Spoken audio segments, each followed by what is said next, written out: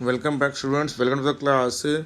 So, after doing the Boyle's law, Charles' law, Gay-Lussac law, the ideal gas equation, and the various numerical on that, now we are going to discuss the next rule, that is called the Dalton law of partial pressure. Okay. Now you know that in the atmosphere we live in, it is made up of basically nitrogen, oxygen, argon, carbon dioxide, water vapors, dust particles, and certain other, you can say, gases, which are negligible in amount, but they are still present, like ammonia, sulfur dioxide, H2S, okay, and various types of hydrocarbons which are given out by the muddy areas. Now, all these things they are under normal conditions are unreactive. So these unreactive gases they are present together in a homogeneous mixture that is called as the air. So what is the atmospheric pressure?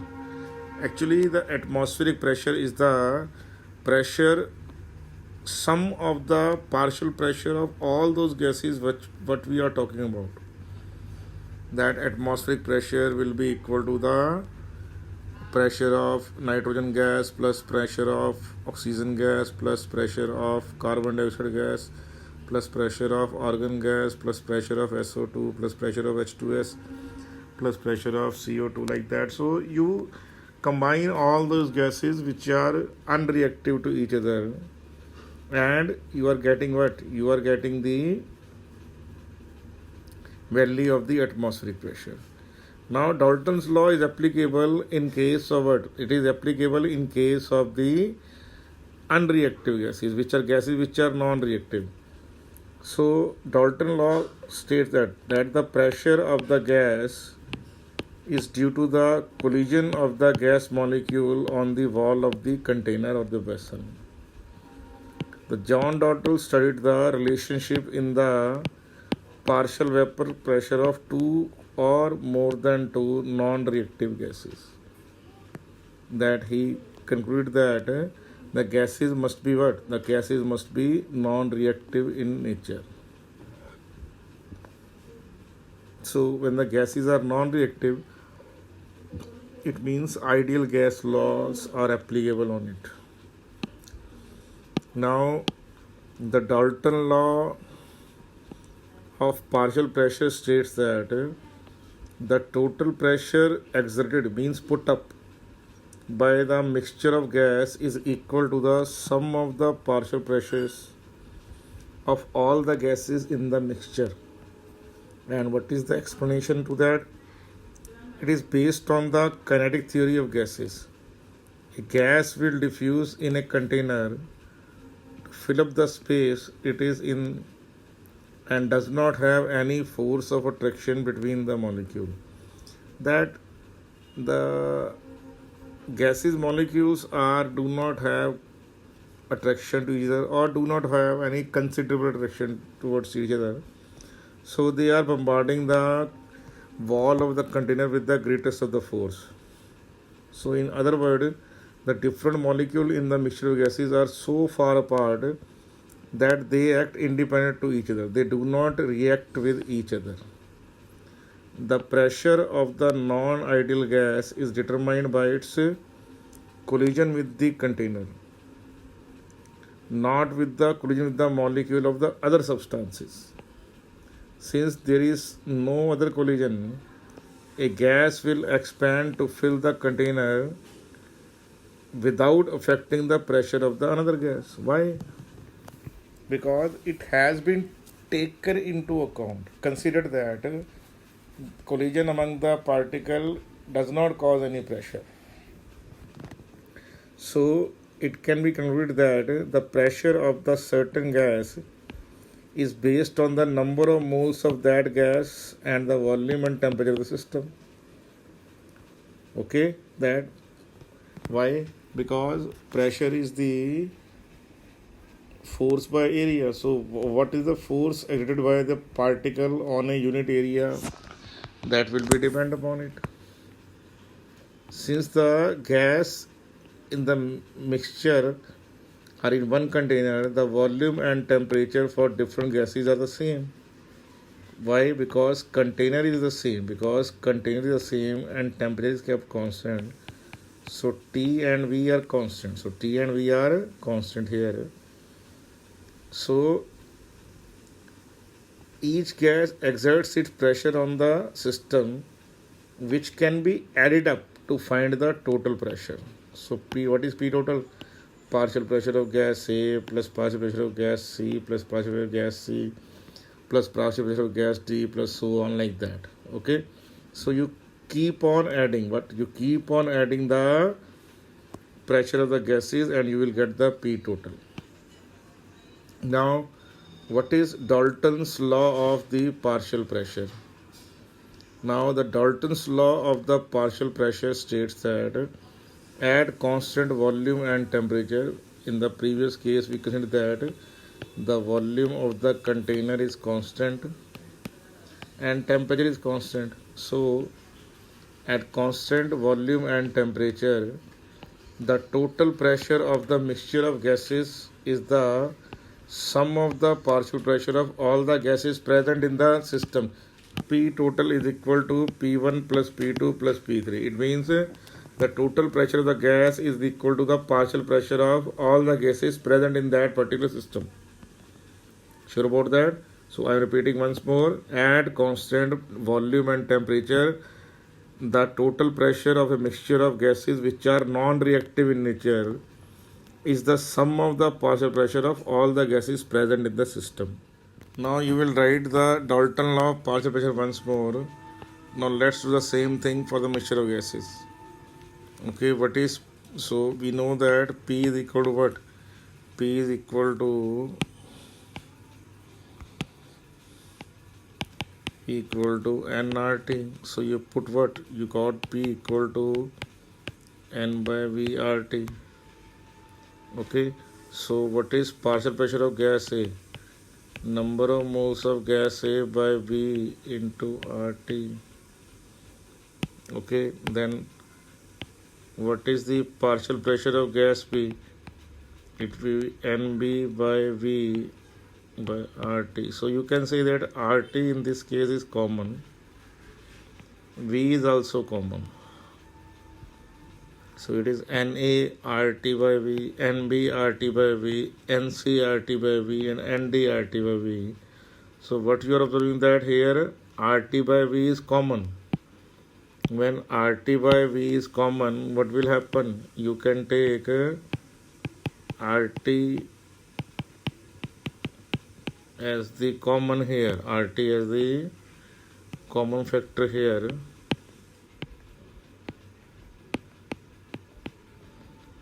So what is P total equal to? P total is equal to number of moles of A plus number of moles of B plus number of moles of C plus number of moles of D, RT by V, RT by V.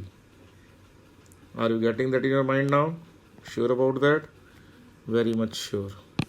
Now I already told you that here in this case P is equal to NA by what? P is equal to what? PA in this is equal to NA by RT, NB is equal to NB by RT, and NP it is NC by RT. So what is P here now? P here is equal to PA plus PB plus PC. So what will you do now? Okay, you know that is NA plus NB by NC RT by V. So that is P or not. So if I ask you what is partial pressure of A by P total, so you will write NA RT by V by NA NB plus NC RT by V. So RT by V by RT by V cancel each other. So what is the formula you will get? P. So you will get PA by P total. PA by what? P total is equal to Na plus Nc.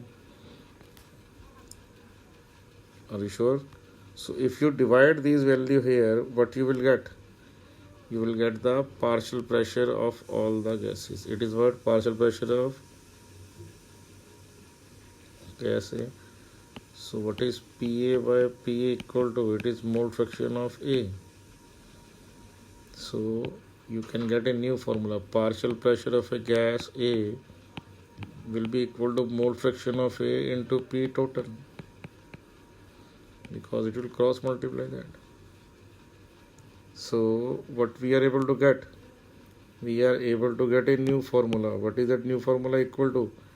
So let's look at that once more. Pa is equal to what? Pa here equal to Pa plus Pa plus Pt. So Pa equal to Na. We just found Na by RT by V. So it is Na by RT by V. So what will you do? You taken the RT as common. So take the RT by V common. So what is Pa equal to? Pa equal to Na by RT by V. So that value you put up here. What is P equal to? P equal to whole. So this RT and this RT will cancel out together. So it is Na by total number of moles. So Na by total number of moles is what? Mole fraction of A. So if you cross multiply that, P equal to what? Mole fraction of A into P total. So now you are getting what? You are getting a new formula. What is that new formula? The new formula is that partial pressure of gas A will be mole fraction of A into P total. Partial pressure of B is equal to mole fraction of B into P total. Are you getting that or not? So partial pressure of any gas will be equal to what? Mole fraction of a gas into P total. So as I told you already, that what is mole ratio? It is defined as what? It is defined as from the partial pressure of the certain gas and the total pressure of certain mixture. The mole ratio is called Xi of a gas can be found. We know that how it can be found. The mole ratio describes what fraction of the mixture is a specified gas. For example, if oxygen exerts a pressure of 4 atmospheric, the total pressure of the system is 10. So what is P total is equal to?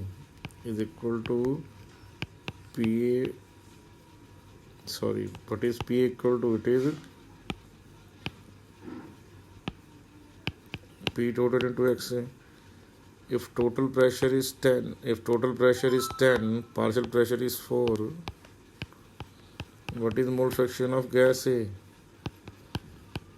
It comes out to be 4 by 10, that is 0.4 mole fraction of gas A. That he is talking about here. That if partial pressure of what? If partial pressure of O2 gas is equal to what is partial pressure of O2?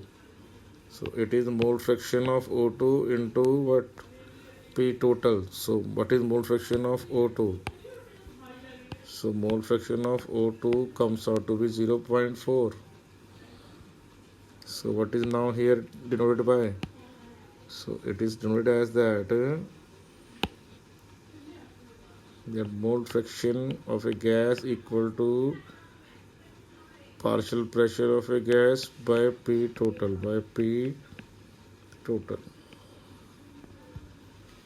Okay, what is mole fraction of C? It is partial pressure of gas C by P total. Now look at that. In an atmospheric, what happens? You have got what? You got oxygen gas, you got nitrogen gas, you got argon, water vapors, you got CO2. So all these gases, they comprises what? They comprises our atmosphere. Major portion of our atmosphere containing these gases. So when we add the partial pressure of all these gases together, what we are getting? We are getting atmospheric pressure. What we getting? Atmospheric pressure. So atmospheric, so 1 atmospheric is equal to 101.3 kilopascal. Okay, it is 101.3, 101.3 kilopascal. That is the what? That is the total atmospheric pressure. From this data, you can also calculate the partial mole fraction of each gas. Now look at that. What I am trying to say that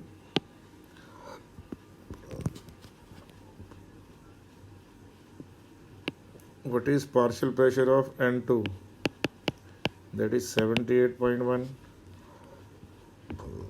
What is P total equal to? 101.3. So what is mole fraction of N2? It is partial pressure of N2 by partial pressure total. So 78.1 by 101.3 is the mole fraction of N2 in the atmospheric. So it comes out to be 0.77. Okay, sure about that. Similarly, what you will get? Similarly, what is mole fraction of O2? It is partial pressure of O2 by P total. So it is 20.9 by 101.3. So what is the answer here?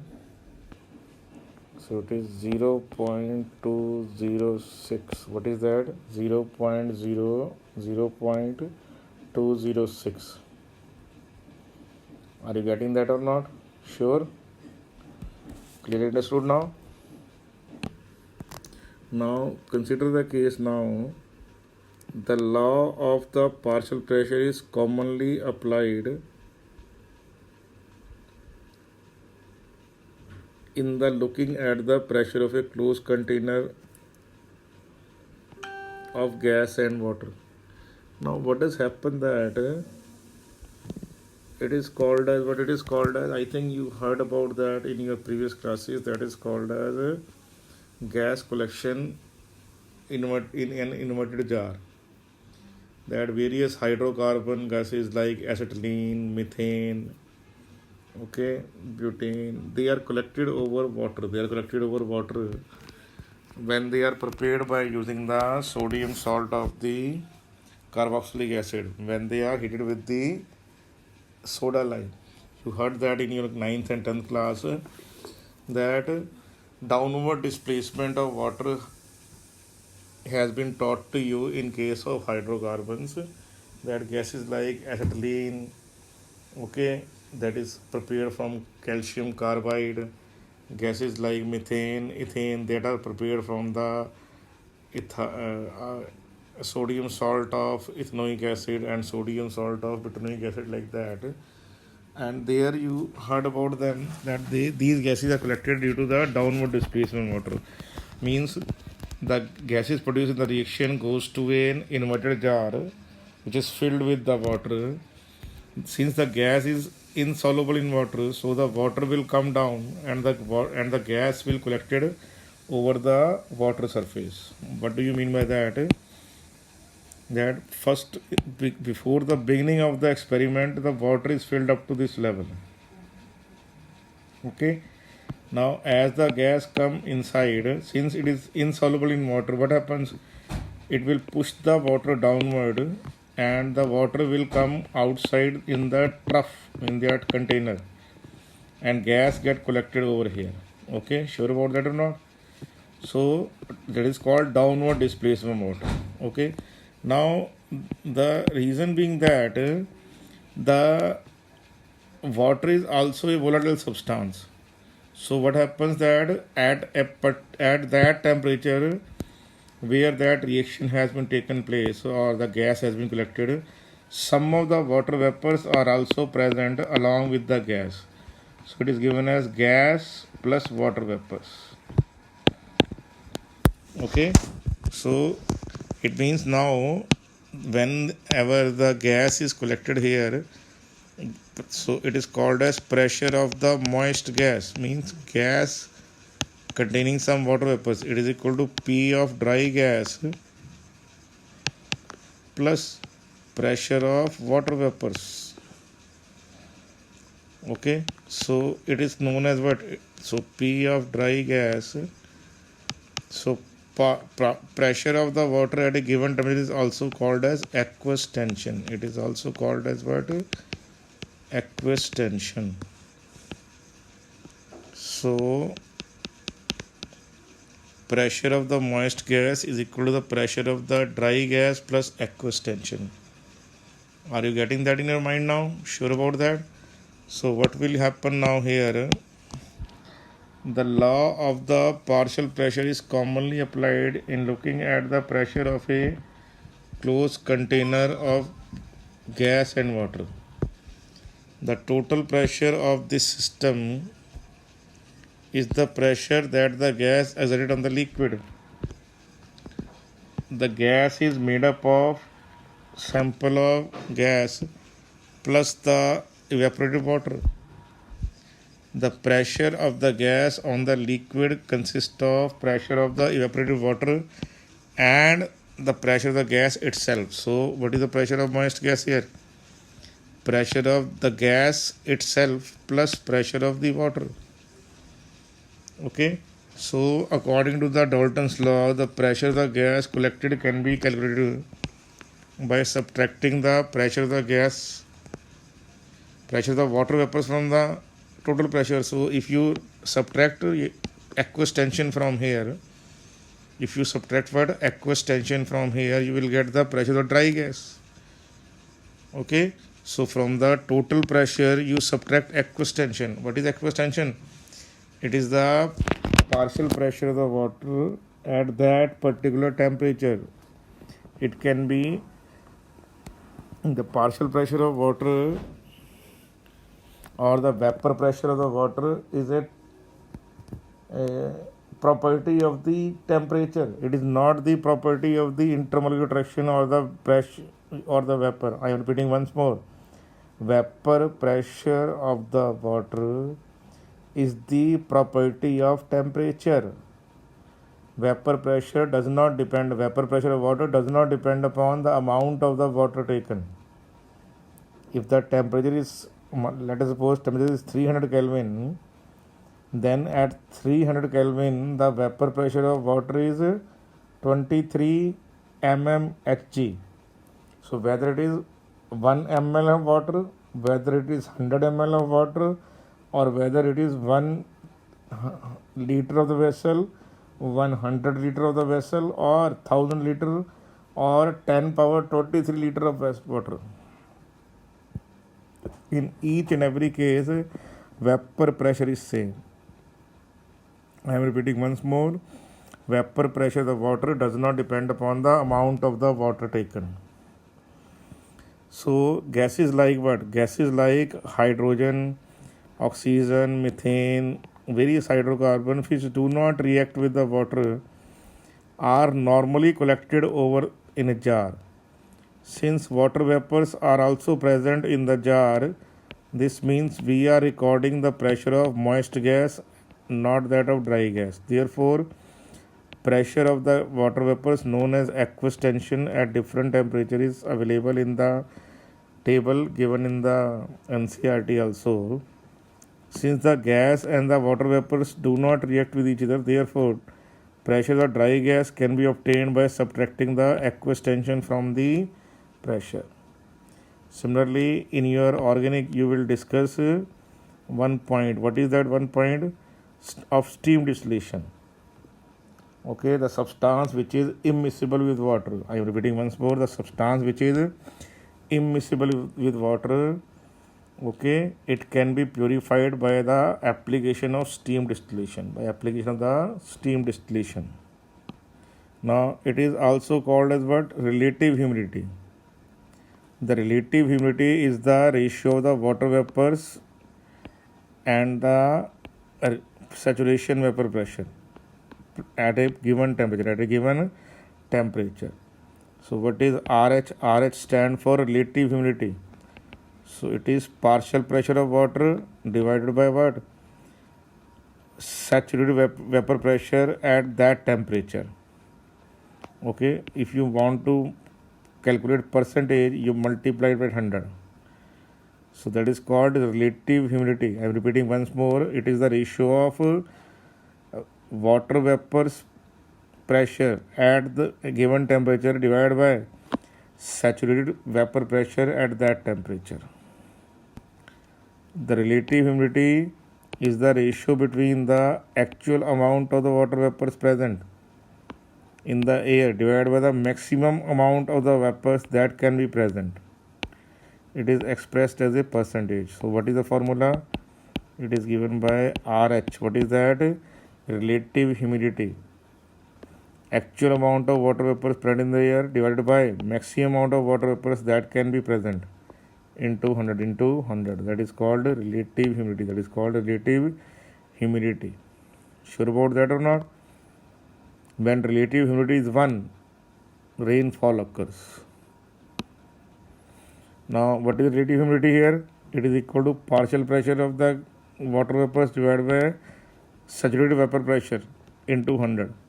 So, when pressure of H2 is less than that of what? Less than that of saturation, then evaporation takes place. If both are equal, it is called saturated pressure. If partial pressure of water is greater than that of the saturated vapor pressure, then condensation will take place. Like what? Like rainfall will occur. What is that?